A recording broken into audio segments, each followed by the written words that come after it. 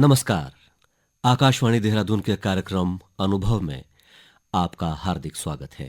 मैं हूं अनिल दत्त शर्मा। श्रोताओं, इंसान की कुल जमा पूंजी क्या होती है? धन दौलत, शोहरत? जी नहीं, इंसान की कुल जमा पूंजी होती है उसका अनुभव। अनुभव जो उसने जीवन भर कमाया होता है, और उसी अनुभव के बदौलत कोई भी इंसान धन दौलत कमा सकता है। इससे इत्र अपने अनुभवों से वो आने वाली पीढ़ी को कुछ सिखा कर जाता है। अपने तजुर्बे से कुछ ऐसा बता कर जाता है जो किसी किताब के पन्नों पर नहीं लिखा जा सकता। आज कार्यक्रम अनुभव के इस अंक में हम आपको रूबरू करवा रहे हैं एक ऐसी ही शख्सियत से जो है तो भारतीय प्रशासनिक सेवा के वरिष्ठ अधिकारी, लेकिन इससे इत्र आप सृजन और कला की दुनिया से भी ताल्लुक रखते हैं। आज इस खास कार्यक्रम में हमारे साथ मौजूद हैं उत्तराखंड शासन में सचिव श्री रणवीर सिंह चौहान जी। उनसे कार्यक्रम अनुभव में आज बात करेंगे उनके जीवन के हर पहलू पर और उनसे जुड़े अनुभवों, तजुर्बों पर। उनके बचपन के अनुभव, उनके स्कूल कॉलेज के अनुभवों, उनके कला संस्कृति से जुड़े अनुभव और सरकार में उनके प्रशासनिक अनुभवों पर इस कार्यक्रम में हम उनसे बात करेंगे। रणवीर जी, बहुत बहुत स्वागत है आपका इस कार्यक्रम में। नमस्कार। रणवीर जी, क्योंकि आपका ताल्लुक जौनसार बावर से आता है जो बहुत सुदूर क्षेत्र है उत्तराखंड का, और आपकी शिक्षा दीक्षा लखनऊ में संपन्न हुई। मेरा सवाल आपसे ये रहेगा कि कैसा अनुभव रहा आपका कि आप पहाड़ से निकलकर और मैदानी क्षेत्र, वो भी लखनऊ जो नवाबों का शहर कहा जाता है, जिसका कल्चर अलग है जौनसार के कल्चर से, किस तरह का अनुभव था? क्योंकि आप पहाड़ से निकले और आप सीधा प्लेन्स में गए, एक ऐसे जगह गए जिसका कल्चर भी बिल्कुल अलग था और जिसका रहन सहन और सब कुछ अलग था। वो अनुभव आपका कैसा रहा? देखिए, वहाँ चले जाना चक्राता के गांव से, वो तो हमारा मकसूमी था, हमारी तकदीर थी, क्योंकि ऐसा तो सोचा ही नहीं जा सकता था जिन ज़माने में वहाँ पे रोड भी नहीं थी और जाना भी बहुत मुश्किल था। तो हमारे जो पिताजी थे वो अक्सर लखनऊ जाया करते थे। तो वहाँ जा कर तो के उनका सपना था कि आपको लखनऊ भेजा जाए? ख्वाब था, ऐसा मुझसे उन्होंने कभी कहा नहीं, लेकिन ख्वाब भी समय के साथ आते हैं, नए भी ख्वाब आते होंगे। तो वो वहाँ जाते थे क्योंकि उनका अक्सर वहाँ आना जाना रहता था। तो उन्हें लगा कि ये शहर शायद हमारी सोच को, मेरा एक बेटा वहाँ पढ़े तो सोच वसी होगी। बड़े शहर में, उस लखनऊ बड़ा ही शहर था और आज भी है। तो शायद उनके एक दोस्त थे वहाँ, और उनका जिक्र मैं हमेशा करता हूँ कि अखिलेश चंद्र तिवारी उनका नाम था, और वो उनके अच्छे मित्र थे। वो कभी गांव आए थे, पैदल का रास्ता होता था तब, टॉन्स नदी के किनारे किनारे उनको शौक था घूमने का। हम कोई 3.5 साल के रहे होंगे, तो थोड़ा हम बातूनी थे, ऐसा मुझे बताया गया कि मैं बहुत बोलता था। तो लेकिन अच्छा बोलते हैं, अभी बोलते हैं आप, लेकिन अच्छा बोलते हैं। नहीं नहीं, तो शुक्रिया। तो उनसे हम कुछ जबान दराजी कर रहे होंगे अपनी भाषा में। तो हालांकि हमें हिंदी नहीं आती थी हमारी, आपको तो पता ही है हम लोग की जुबान बहुत मुकामी है। और तो हिंदी और फिर अंग्रेजी और उर्दू तो खैर बहुत दूर की कौड़ी थी तब। तो उन्होंने कुछ कुछ हमसे बात करके, वो अकेले रहते थे, उनकी जो वाइफ थी वो ऑक्सफोर्ड यूनिवर्सिटी इंग्लैंड में पढ़ाती थी, वो अकेले ही रहते थे लखनऊ में। तो उन्होंने कहा कि भाई इसको लखनऊ भेज दो हमारे साथ, ये पढ़ेगा वहाँ। और उस ज़माने में मतलब लोग एक दूसरे पे इतना इतना यकीन भी करते थे कि हमारे पिताजी ने भी डिसीजन ले लिया होगा, उन्होंने तय कर लिया कि जाओ भाई। तो हमको तो ये भी याद नहीं हम कैसे कैसे कब लखनऊ क्या उम्र थी आपकी जब आपको लखनऊ भेजा गया? 3.5 साल। 3.5 साल। तो वहाँ हम पहुँच गए उनके घर, तिवारी जी के। तो उनको हम चाचा जी कहते थे। उम्र में तो हालांकि वो हमारे पिताजी से बड़े थे, लेकिन होता ही होगा कि बाप ही बड़ा होता है तो जो भी कोई दूसरा वो चाचा ही होता है। चाचा ही होता है। तो उनके हम रहे, और बहुत मज़ेदार, मतलब जिंदगी आपसे जो कराना चाहती है उसके वो 100 बहाने तलाश ढूंढ लेती है। हाँ। तो वो उस जमाने में जो घर होते थे उसमें लाल पत्थर का बरामदा होता था। लखनऊ में। लखनऊ में पुराने घर जैसे आपने देखे हो अगर, तो या तो लाल बरामदा होगा लाल पत्थर का, या वो काला सफेद चेकर्ड चेक जो होता है था। ना। हाँ हाँ। तो वो अब नहीं दिखते शायद, अब ये फैशन कभी फिर फैशन लौटे में, बड़ी लेकिन लाल पत्थर जो है हाँ ये लाल ये पत्थर थे, था, तो ये हमने लाल भी देखे। पत्थर पे जो है धूल जम जाती थी। तो उन्होंने मुझे उस पे जो है ABCD लिखना सिखाया। लाल अब पत्थर पे। हमारे लिए तो बहुत मुश्किल काम हो गया था कि एक तो पहले हिंदी ही मुझे बड़ा हाँ। भारी पड़ रही थी, और फिर उन्होंने वो पढ़ाते थे मेरे को, अभी स्कूल में एडमिशन नहीं नहीं कराया। हुआ था। पर दोनों परिवेश अलग थे, पहाड़ का परिवेश और एक लखनऊ का हाँ परिवेश। बिल्कुल अलग था, बिल्कुल और अलग। हमारे लिए तो एक बड़ी अनबूझ सी पहेली भी रही थी उस समय। उतने बचपन का तो बहुत याद नहीं, कुछ कुछ चीज़ें याद हैं, लेकिन बाद में भी हम सोचते थे हम यहाँ क्या कर रहे हैं, मतलब क्यों आ गए हम, क्योंकि गांव अच्छा लगता था। तो उन्होंने मुझे ABCD, A for Apple, B for ball, ये सब जो बेसिक्स हैं वो सिखाए, और एक दिन वो हमें लमाटने गर्ल्स कॉलेज लखनऊ ले गए। उस समय लमाटने गर्ल्स कॉलेज में 5th तक लड़के पढ़ते थे, और बाद में लमाटने बॉयज़ चले जाते थे। लखनऊ में एक बहुत ही मकबूल स्कूल था ये, और वहाँ मिस ग्रेसो होती थी प्रिंसिपल। तो इन्होंने हमें वहाँ खड़ा कर दिया, और फिर इन्होंने कहा कि हमें इसका दाखिला कराना है। तो मिस ग्रेसो ने हमसे कुछ सवालात किए जिनके हम जवाब नहीं दे पाए, क्योंकि हमें समझ ही भी नहीं आ रहा था। तो उन्होंने कहा बहुत मुश्किल है, तो इसे तो हिंदी भी नहीं आती। तो उन्होंने कहा कि मौका देना आप पे फ़र्ज़ होना चाहिए, आप पढ़ा रहे हैं बच्चों को, हर बच्चे को अगर आता ही होगा तो तो फिर सीखेगा आप कौन। और आपके पास क्यों आएगा? तो खैर मैं मतलब तिवारी जी को तो खैर मेरे मन में उनके लिए जितनी इज्जत है शायद हम कभी ना बोल पाएंगे उसको, ना लिख पाएंगे। एक आदमी किसी के बच्चे को पाले, मतलब रखे अपने पास, फिर उस पर इतना यकीन भी कर ले कि नहीं ये कर लेगा, और उस बच्चे के पिता को माइल भी कर ले इस बात पे कि भेजी दो, भेजिए तो। और फिर उस प्रिंसिपल को भी माइल कर ले कि आप कोशिश करिए, मुझे पूरा यकीन है कि ये कर लेगा। और उन्होंने भी, उनकी भी मैं इतनी तारीफ़ करता हूँ मिस ग्रेसो की, तो कि उन्होंने मुझे एडमिशन दे दिया। उसके बाद फिर बच्चा एक गीली मिट्टी होता है, बहुत जल्दी ग्रास्प जैसा कर तराशना लेता था है। वैसे हाँ, तो तराशना। फिर उस स्कूल ने मुझे एक तो वहाँ से यात्रा शुरू हुई।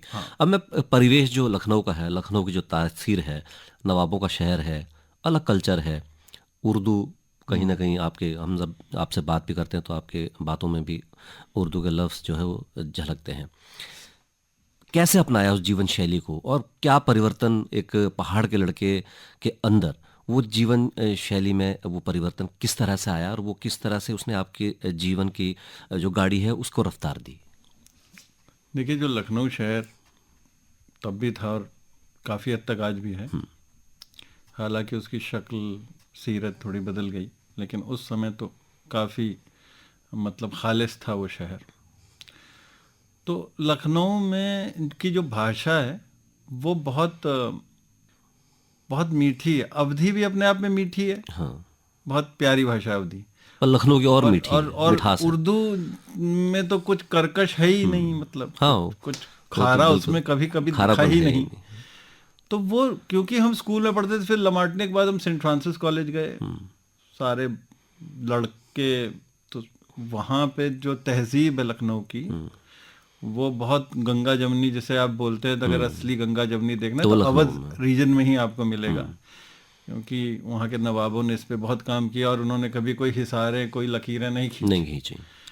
तो उनसे बात करते करते उर्दू तो मतलब नॉर्मल भाषा में आपके आ जाती, बोलने वाली उर्दू, आपको पता ही नहीं चलता कि आप उर्दू बोल रहे हैं, आपको लगता है आप हिंदी बोल अब रहे हो, पर हिंदी वो बोल है रहे हैं, नहीं। हाँ।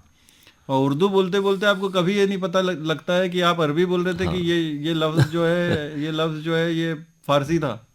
तो वो वहाँ की भाषा ही थी। और उस शहर की अपनी एक मतलब कशिश है, और वो आपको अपने रंग में रंग ही देता है वो शहर। तो फिर वहाँ रहते रहते अच्छा लगने लग गया। फिर जब कभी पहाड़ आए इस बीच, आना जाना जाहिर तौर पर आना जाना लगा रहता होगा, तो किस तरह से आपने उस डिफरेंस को देखा कि यार पहाड़ में तो मतलब कभी कुछ खराब लगा कि पहाड़ खराब है या वो खराब है, तो वो अनुभव किस तरह से रहा, उस ट्रांसफॉर्मेशन को किस तरह से जिया आपने? पहाड़ देखिए, लखनऊ मेरे लिए आप यूँ समझो कि यशोदा है, और गांव मेरी देवकी है। तो माँ तो कभी बुरी नहीं लगती। हाँ। हालांकि हम लखनऊ में रहते थे, 1 महीने के लिए हम गांव जाते थे, लेकिन मुझे उस 1 महीने का इंतजार रहता था। शायद वो लाजमी है। आपकी आत्मा का हिस्सा नहीं, होता लाजमी भी है, है, और लाजमी भी है, क्योंकि मेरे अपने तो वहीं छुट्टे हुए थे। यहाँ जो थे वो मेरे अपने हो गए थे। हो गए थे। तो दोनों बहुत प्यारे थे, लेकिन मैं उन 11 महीनों में से 1 महीने का इंतजार करता था। और गांव से लखनऊ आने में ज़रूर मुझे 1 हफ्ते का टाइम सेटलमेंट में हर बार लगता था, क्योंकि वो एक अलग दुनिया है, अलग दुनिया है। खूबसूरत, मतलब बहुत खूबसूरत, बहुत शांत, हाँ, निश्चल, कोई निश्चल, किसी कोई कोई मतलब नहीं है, कैसे अलग परिवेश बिल्कुल। आप हाँ। क्योंकि जाते रहते हैं गांव, मैं भी जाता रहता हूँ, अभी भी जाता हूँ। फिर लखनऊ आने के बाद लखनऊ जैसे हम पे ऐसे कुछ ऐसे फूंक देता था दुआ, और फिर हम उसी दुनिया में लखनऊ के- उसी दुनिया में ये रम हमने जाते थे। महसूस किया है। ठीक है, लखनऊ आने को फिर हमें लगता था हाँ ठीक है, बढ़िया है, अब ये है वो है, अब ये करना है, दोस्त के स्कूल तो चल ही रहा है, स्कूल में बहुत एक्स्ट्रा करिकुलर एक्टिविटीज थी, सब कर रहे थे, तो अच्छा ही था। कंपैरिजन कभी नहीं हाँ, आया। कंपैरिजन कभी नहीं आ सकता, वो पॉसिबल भी नहीं है, और वो करना भी नहीं चाहिए। आज क्योंकि आप वरिष्ठ आईएएस ऑफिसर हैं, जब आप कॉलेज पढ़ रहे थे या जब आप स्कूल में थे, कभी सोचा था कि प्रशासनिक सेवाओं में आएंगे, सिविल सर्विस में आएंगे, या क्या उसमें क्या ध्येय था, वो अनुभव हमसे साझा कीजिए। क्योंकि आज कहा जाता है कि भाई अगर आपको प्रशासनिक सेवाओं में आना है तो आपको स्कूल से, कॉलेज से ही जो ये आपने माइंड में लेके चलना है। तो आपके दौर में क्या स्थिति थी सिविल सर्विसेज को लेके, या माता पिता का सपना था या आपका सपना था? किस उद्देश्यों को लेके आप अपने जीवन के रुख को सिविल सर्विसेज की ओर मोड़ा, और या आप बनना चाहते थे, क्या कुछ और बनना चाहते थे, या जिंदगी ने कुछ और बना दिया? जहाँ तक हमारा अपना सवाल है, हम तो कभी नहीं चाहते थे सिविल सर्विस में आना? नहीं, कभी नहीं। इट इज नॉट बाय ईमानदारी चॉइस। से बताऊं तो बिल्कुल नहीं। It is not by choice. No, it is It's not purely by luck. Choice, it is a luck, I think my father's luck. Okay. So it was your father's dream, I हाँ, think. उनकी dream थी, बड़ी बड़ी छुपी हुई dream थी उनकी। हाँ, कहीं ना कहीं वो ये हमें सिर्फ पढ़ाना चाह रहे थे। हमारे फादर पढ़ाई को लेके बहुत ज़्यादा डेडिकेटेड थे। तो उनका पढ़ जाए, यहाँ से दूर पड़ जाए, क्योंकि यहाँ अगर देहरादून में पढ़ाऊंगा तो वो उस एक नया माहौल इसको नहीं मिल रहा है, कुछ ना कुछ वैसे ही रह जाएगा। तो वो हर स्टेज पे मुझे ख्वाब पकड़ा देते थे। जैसे 10th में उन्होंने कहा कि अच्छा, मतलब हम ठीक ठाक स्टूडेंट थे, तो ये तो नहीं कहेंगे कि I was a very brilliant student, but I was fairly good student. तो उन्होंने हमको 10th में बोला कि तुम्हें डॉक्टर बनना है। मतलब वो एक दे देते थे कि भाई अभी आगे सफर बाकी है। तो हमने कहा ठीक है, लेकिन 10th में क्या हुआ कि मुझे साइंस नहीं समझ में आता था। मतलब समझ में इन द सेंस कि I was not very much interested in किसके साथ आगे जाया जा सकता है। हाँ, मैंने कहा साइंस, फिर केमिस्ट्री, फिजिक्स, क्या मतलब है। मैं लिटरेचर में की तरफ ज़्यादा झुका हुआ था, तो वो एलिक्यूशन, डिबेट, स्टेज, ये सब कर रहे थे जो। तो फिर हमने एडमिशन ले लिया कॉमर्स में, इंटर में। तो ये फादर के इच्छाओं के अनुरूप हुआ, हाँ, या तो फादर उनको के इच्छाओं पता ही के नहीं था ना, विरुद्ध उनको हुआ? बताया ही नहीं। वो आते थे, फिर वो गांव चले जाते थे, तो बीच में कुछ 6 महीने का अंतराल हो जाता था। इसी दौरान हम अपना काम कर लेते थे। हाँ, क्योंकि डॉक्टर बनना और कॉमर्स दोनों बिल्कुल ही हाँ, बहुत अलग धुरियां हैं। उनको लगा कि हम साइंस में पढ़ रहे ले लेंगे, और हो ही रहा है, परसेंटेज अच्छी है तो हो ही जाएगा। फिर वो लौट गए, उन्होंने कहा कि भाई ये तो अकाउंटेंसी और इकोनॉमिक्स मतलब कैसे। हमने बचने के लिए उनसे कहा कि वो क्योंकि आने वाला टाइम मल्टीनेशनल्स का है और उसको आपको समझने में थोड़ा टाइम लगेगा, तो हम कॉमर्स पढ़ लेते हैं। कहा ठीक है पढ़। मतलब साथ लिया आपने उनको? हाँ, सद गए वो। फिर हमने 12th किया। 12th करते करते भी हमें लगा कि वो स्कूल न छोड़ने की लालच में मैंने कॉमर्स का एडमिशन उस स्कूल में ले लिया था, कॉमर्स में, क्योंकि वहाँ आर्ट्स नहीं थी। ये तो हम तभी ले लेते। तो उसके बाद फिर उन्होंने कहा बीकॉम करना है। फिर मैंने कहा हाँ। तो फिर वो चले गए गाँव। फिर वो लौट के आए तो उन्होंने देखा कि मिडीवल इंडिया बाय फलाना, हिस्ट्री और सोशियोलॉजी की किताबें रखी हैं टेबल पे हमारे। क्योंकि हमको बाद में तिवारी जी के यहाँ से एक चीज़ बताना मैं भूल गया, 10th के बाद में अपनी बड़ी सिस्टर के साथ रहने लगा था लखनऊ में, जो वहीं पे जिनकी शादी भी हुई और फिर वो वहीं नौकरी भी करती थी। तो उन्होंने कहा भाई ये क्या पढ़ रहे हो? उस समय हमारे ही मुंह से निकल गया कि सिविल सर्वेंट्स आर्ट्स वाले ज़्यादा बनते हैं। इस पे वो बहुत खुश हो गए। हाँ, उनको एक्चुअली उनका टारगेट तो वही था। हाँ। पर वो जैसे कहते हैं ना कि लड़के को मतलब उसको एक करियर के साथ उसको पहले एट ईज रख कर लो, वो फोर्टिफिकेशन हो जाए उसका कि भाई, क्योंकि सिविल सर्विसेज के बारे में ये भी वो था कि भाई कौन से अटेम्प्ट में होगा, कब तक करेंगे, होगा कि नहीं होगा, फिर ओवर एज हो जाता है लड़का। तो वो इसलिए वो चाहते थे कि पहले कुछ कर ले, बाद में शायद यही कहते। फिर वो चले गए। अब इसमें दिक्कत ये हो गई कि हम तो नहीं करना चाहते थे, हम तो बच रहे थे। पर आपने सेफ्टी वॉल की तरह बोल दिया कि मैं निकल जाऊँ यहाँ से किसी तरह से, यहाँ सिविल सर्विस बनने है। तो उन्होंने बीए तक हमसे कोई सवाल ही नहीं किया। उसके बाद बीए के दौरान हम क्योंकि एक बहुत ही मतलब स्कूल से कॉलेज पहुँचे थे, यूनिवर्सिटी लखनऊ, तो हम थिएटर करने लग गए, हम ये सब। और हमें लगा कि हमें थिएटर ही करना चाहिए। लेकिन तो वो सोच भी रहे थे हम कि नेशनल स्कूल ऑफ ड्रामेटिक्स जाएंगे। फिर वो होते होते वो टाइम आ गया, डी डे, जब ये तय हो गया। उन्होंने कहा कि फिर कोचिंग ज्वाइन कर लो। और हमें उस दिन बताना पड़ गया उनको कि हमको तो कलाकार बनना है। हाँ, हमको तो हालांकि उन्होंने हमसे कुछ कहा भी नहीं और वो घर चले गए। और फिर कुछ महीनों में उनकी तबीयत खराब हुई, कुछ हार्ट का इशू हुआ, तो उसकी वजह से वो लखनऊ फिर आए। और उस समय फिर हमें लगा कि भाई हम अगर कुछ बन भी गए जो हम चाहते हैं बनना, और यही खुश नहीं हुए जो तो फिर क्या बने? इतने सालों से एक सपना लेके चल रहे हैं, इनका क्या गुनाह है? तो वो जब वो ओटी से बाहर आकर के अपने उसमें आईसीयू में लेके रखते हैं ना 72 आवर्स ऑब्जर्वेशन के लिए। हाँ, तो हमने जाके कोचिंग ज्वाइन कर ली। अब तो सारे ही दे रहे थे, स्टेट का भी दे रहे थे और सेंटर उसका आईएएस भी दे रहे थे, मतलब यूपीएससी भी दे रहे थे, पीएससी का भी दे रहे थे। उस समय यूपी था। तो फर्स्ट अटेम्प्ट हमारा पीसीएस में अलाइड में हो गया, फाइनेंस सर्विस में। फिर तो हो गया था, फिर तो रेस्ट इज हिस्ट्री। फिर तो क्या ही है। फिर अच्छा, आपने कहा कि आप कला के क्षेत्र में जाना चाहते थे, सृजन के क्षेत्र में जाना चाहते थे, लेकिन अपने फादर के ड्रीम को फुलफिल करने के लिए you switch to civil services.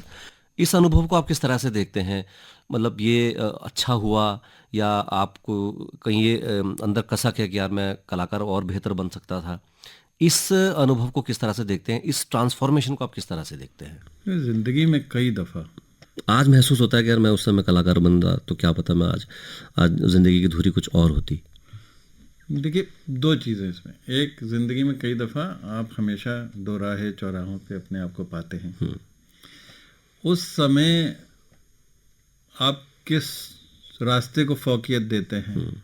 मेरे पास दो रास्ते थे। मैं उस समय भी उनसे कह सकता था कि अब आपकी तबीयत खराब है तो रहे, मेरी वजह से तो नहीं है, मान लीजिए, फर्ज कीजिए। लेकिन अपना अपना एक परवरिश भी है, अपनी अपनी एक सोच भी है। और अपने अपने आपके लिए कौन कितना अहमियत रखता है, तो आप किस तरह लेते हैं।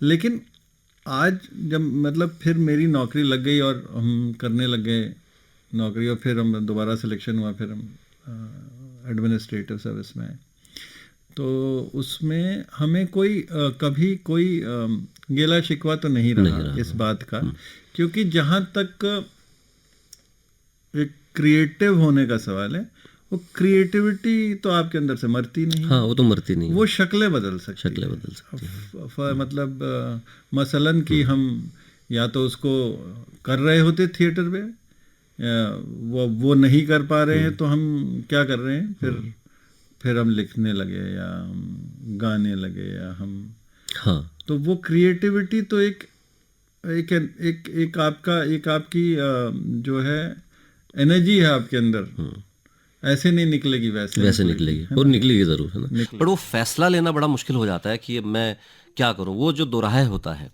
वो बड़ा एक अनुभव होता है, और उसको जीना बहुत मुश्किल हो जाता है। ये दिक्कत तलब तो होता है थोड़ा ये होता और कभी कभी ये भी सोचना चाहिए कि हम उस उम्र में कितनी सोच रखते होंगे। हाँ, जितने हमारे पिताजी रखते थे, उनकी सोच जाहिर सी बात है हमसे ज़्यादा दूर तक की रही होगी, और हम सिर्फ उतना ही देख रहे थे जितना हम देख रहे थे। आज हमें लगता है कि जो हुआ अच्छा हुआ, क्योंकि ज़िंदगी में जो आपके साथ होता है उसको लेके कभी भी कोई शिकवा शिकायत नहीं रखनी चाहिए। ये मान लेना चाहिए, हमें ऐसा लगता है कि ये मान लेना चाहिए कि हमारा रास्ता यही था। बिल्कुल। रणवीर जी, कार्यक्रम में पहले आपने जिक्र करा कि आप किस तरह से कलाकार बनना चाहते थे या सृजन की दुनिया से जुड़ना चाहते थे, लेकिन जो हालात थे, जो आपको सिविल सर्विस से आप जब जुड़े। मेरा अब आपसे सवाल ये रहेगा, या आप वो अनुभव साझा कीजिए कि जब एक कलाकार, क्योंकि माइंडसेट एक कलाकार का था आपका, आप प्रशासनिक सेवाओं में गए जहाँ पर बिल्कुल ही एक हायरार्की फॉलो होती है, जो ब्यूरोक्रेसी चलती है, उसको एडजस्ट करने में वो ट्रांसफॉर्मेशन आपका किस तरह से रहा।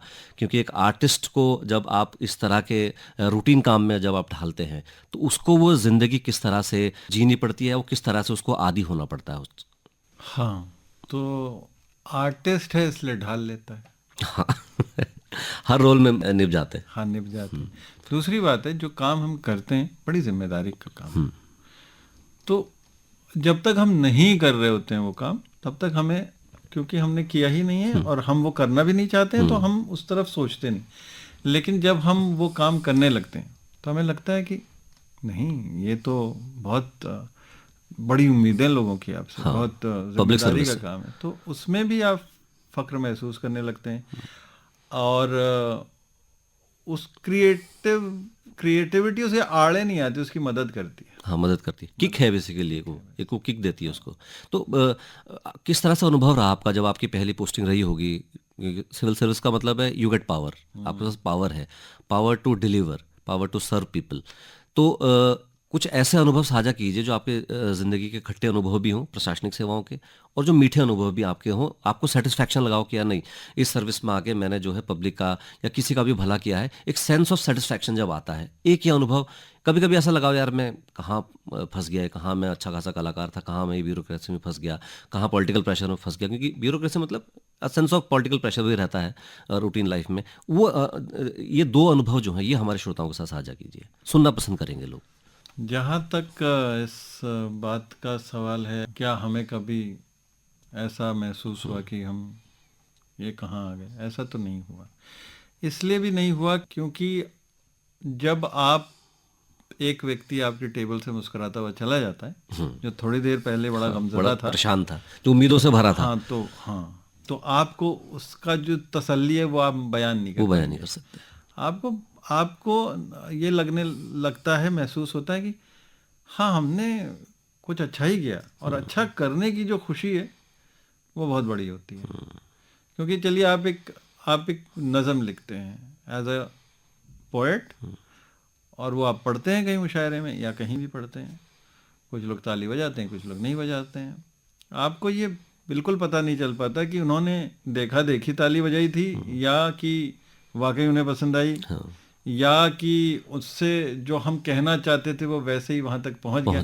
लेकिन यहाँ पे एक शख्स आता है, वो अपनी व्यथा बताता है और आप उस पोजीशन में होते हैं कि उसकी व्यथा का समाधान कर सकें, और अगर आप कर देते हैं तो वो मतलब वो एक बहुत वो सेंस ऑफ हैप्पीनेस बहुत एक्सप्रेस अच्छा नहीं कर लगता है, सकते। क्योंकि आप फिर उस समय आप सोचते हैं कि अगर हम होते इसकी जगह, अब नहीं हो रहा होता। हाँ, तो क्योंकि हर आदमी ने इस जीवन में स्ट्रगल किया है, चाहे वो कहीं भी छोटे कहीं मोटी से कहीं बड़ी भी हो, हुई, हाँ। तो दोनों स्थितियों में कोई आपको उस समय सुन पाया था या नहीं सुन पाया था। जैसे हमें याद है कि एक बार हम लोग फॉर्म भर रहे थे, तो वो एक पहले होता था कि 2 गैजेटेड ऑफिसर ऑफिसर, कैसा हाँ, ही उसको था, अटैच करेंगे। नहीं करते थे लोग, मना कर देते थे।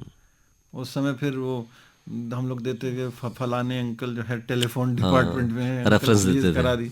छोटी सी बात छोटी बता सी रहा चीज हूँ के लिए मैं, साइन नहीं लेकिन करने थे। हाँ, उसमें कोफ्त होने लगती थी कि भाई ये क्या तरीका है। बहुत पहले तो ऐसे होता था।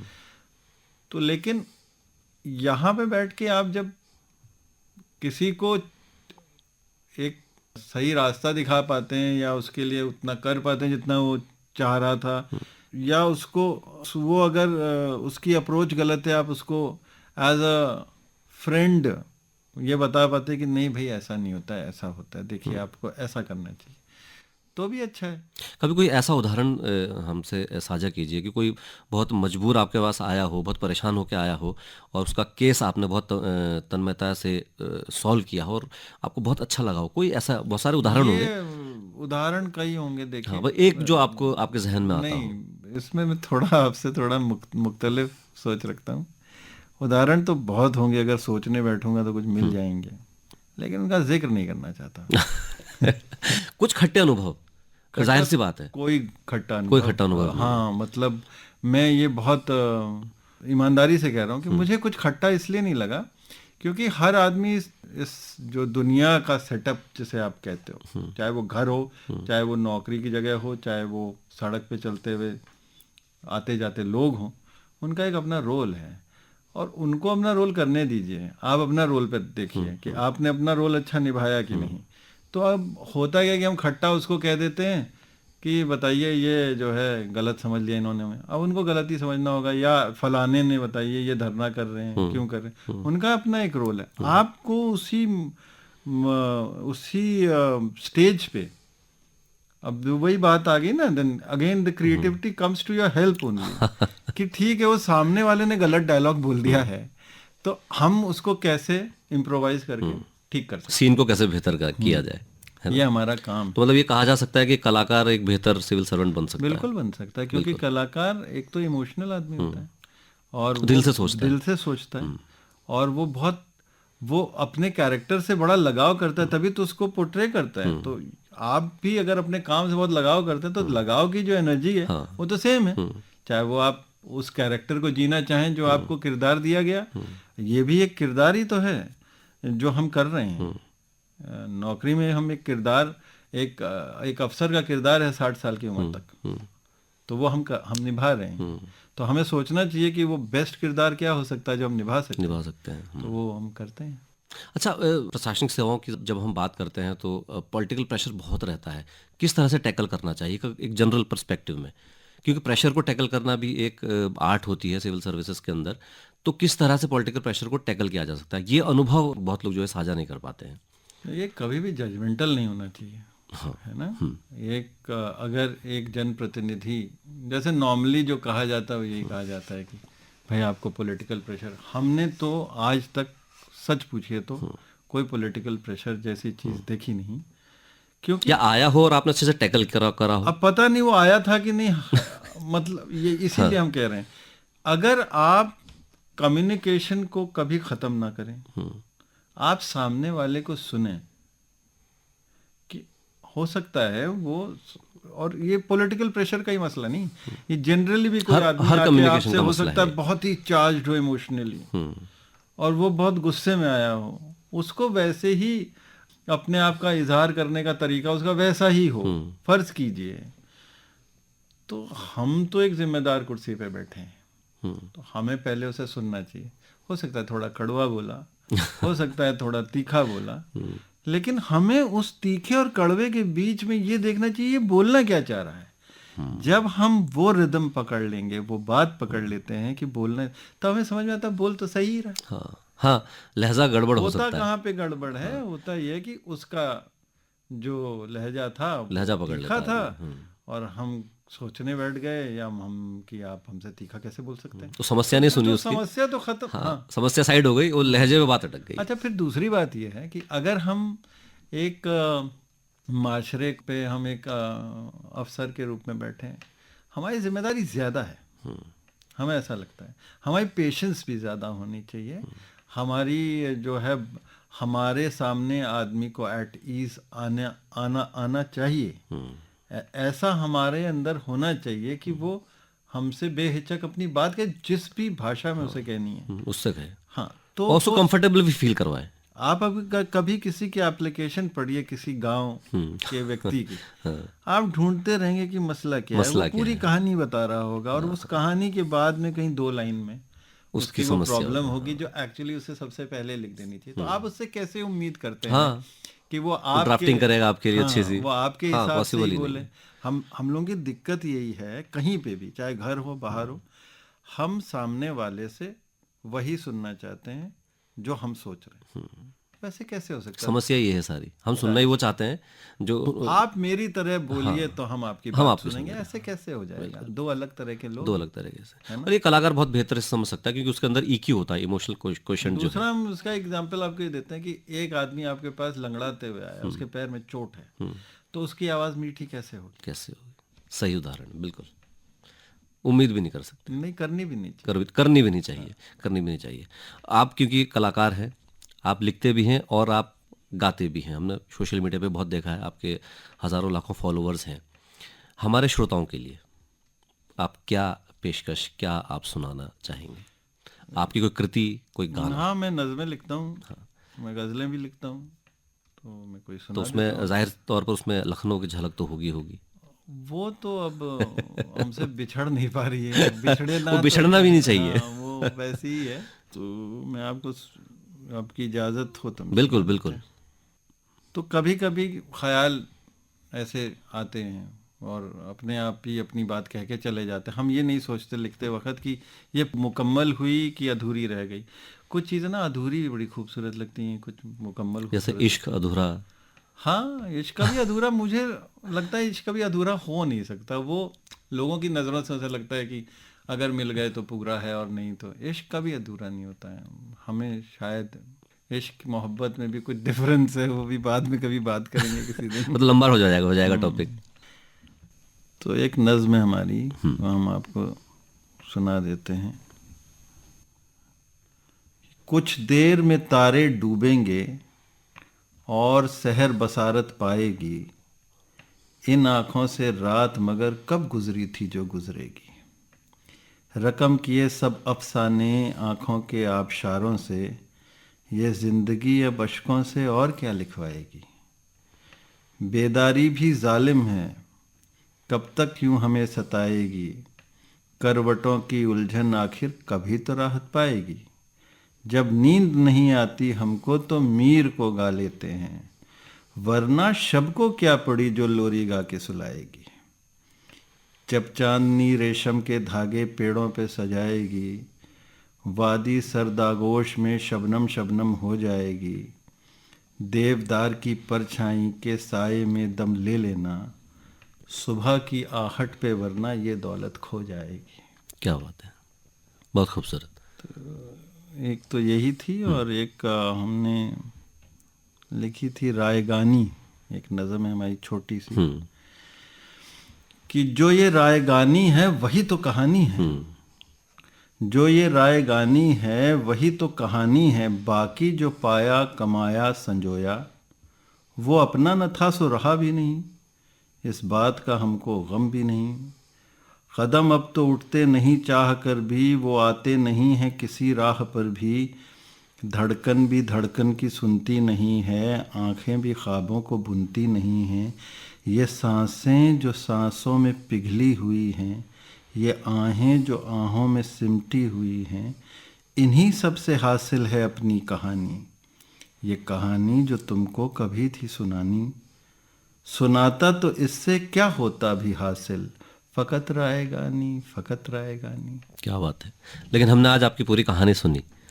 एक मेरा सवाल ये है कि एक बहुत बिजी शेड्यूल रहता है जो सीनियर ऑफिसर्स होते हैं, किस तरह से वक्त निकलता है लिखने के लिए, कला के लिए? लिखने के लिए वक्त नहीं निकालना पड़ता है। ये जो लिखने का मर्ज है, मर्ज ही कहें, वो अपना वक्त खुद आ जाता है। आ जाता है। उसके लिए शायद अपना अपना स्टाइल होता होगा, या अपना अपना अपनी अपनी सब में सलाहियतें होती होंगी। कुछ लोग सोच के लिख पाते हैं, हमारा सोच के लिखना कभी हुआ नहीं। कभी ऐसा हो कि रात को 2 बजे कोई आइडिया आया और उठ के लिख बैठ लिया? गए। यही होता है। क्योंकि एक चीज़ हमने ज़रूर नोटिस करी है कि जो थॉट्स होते हैं वो बहुत नकचढ़े होते हैं। हाँ, वो अगर आपने उसी वक्त नहीं फिर वो उनको मिल जाएंगे। तरजीह दी ना फिर वो नहीं आएंगे, तो वो भले फिर ही वो पकड़ में नहीं लौटेंगे, आएंगे। उस शक्ल में नहीं। नहीं, वो शक्ल में नहीं लौटेंगे। ये मैंने भी महसूस किया है। ये तो मैंने भी महसूस तो किया। या तो इज्जत दीजिए, मैं आया हूँ आपके तो दरबार ले लीजिए, नहीं तो मैं चला। ले लीजिए, मैं आया हूँ। नहीं तो मैं चला। नहीं तो मैं जा रहा हूँ। रणवीर जी, बहुत बातें हैं आपसे करने के लिए, लेकिन रेडियो में वक्त का तकाजा होता है, वक्त हमारी मजबूरी होती है। क्या संदेश देना चाहेंगे युवाओं के लिए अपने अनुभवों की पोटली में से निकालकर? अब आजकल के युवा तो बहुत स्मार्ट हैं। जनजी हासिल। हाँ, जो भी उनको नाम दे दिया गया, जो भी उनका नामकरण किया गया है, लेकिन एक चीज़ जो हम उनसे कहना चाहते हैं वो सिर्फ इतनी है कि जो ये आपका टेक्नोलॉजी की वजह से आप एक कमरे में बैठ करके हाँ, सब कुछ वहीं महसूस कर लेना उसी में सिमट चाहते गए। हैं, जिंदगी को महसूस करने के लिए जिंदा लोगों के बीच में जाइए, गैजेट्स के बीच में नहीं। हाँ, गैजेट्स में कोई लाइफ थोड़ी है। बिल्कुल। और बाहर निकलिए, लोगों से मिलिए, बात करिए, ये अपने आप को खोलिए थोड़ा। हमें लगता है कि अब लोग एक दूसरे से बातें कम करते हैं, बातें होनी चाहिए। और बाहर निकल के लोगों से जब आप मिलते हैं तो आप बहुत चीज़ें सीखते भी हैं और बहुत चीज़ें आप उनको भी दे सकते हैं। तो थोड़ा सा मुझे बस ये कमी तो नहीं कहेंगे, ज़रूरत लगती है उनके लिए, वरना तो हाथ बराबर चीज़ पे वो सब कुछ देख रहे हैं, सुन रहे हैं, समझ रहे हैं। और ये भी कहना चाहेंगे कि जो आप देख रहे हैं वो कोई दिखा रहा है आपको, हाँ, है ना? वो दिखा रहा है। तो आप उसको अगर आप जानना चाहते हैं तो आप बाहर निकलिए। जब तक आप अपने माशरे में जगह जगह जाएंगे नहीं, लोगों को देखेंगे नहीं, ऑब्जर्व करिए लोगों को, और फिर जजमेंटल मत होइए है कभी, जजमेंटल, है ना? वो एक बहुत ऐसी चीज़ है जो नहीं होनी चाहिए इंसान में। बस बाकी तो वो हमसे बहुत आगे हैं, हमें उनसे बहुत सीखने को मिलता है। बिल्कुल। अब आज हम क्या सिखाएंगे क्या उनको? सिखाएंगे? बहुत खूबसूरत संदेश आपने दिया कि घर से बाहर निकले और बाहरी दुनिया को परखें, देखें और उन चीज़ों से दूर रहे जो लोग आपको दिखा रहे हैं। वो चीज़ देखिए जो आप देखना चाहते हैं। रणवीर जी, आप इस कार्यक्रम में आए, आपका बहुत बहुत धन्यवाद। शुक्रिया। श्रोताओं, अभी आप सुन रहे थे कार्यक्रम अनुभव, जिसमें आप रूबरू हुए उत्तराखंड के वरिष्ठ IAS ऑफिसर श्री रणवीर सिंह चौहान जी से। उम्मीद है इस कार्यक्रम का आपका अनुभव यादगार रहेगा। अगले अंक तक आकाशवाणी देहरादून की समस्त टीम को दीजिए इजाजत। धन्यवाद।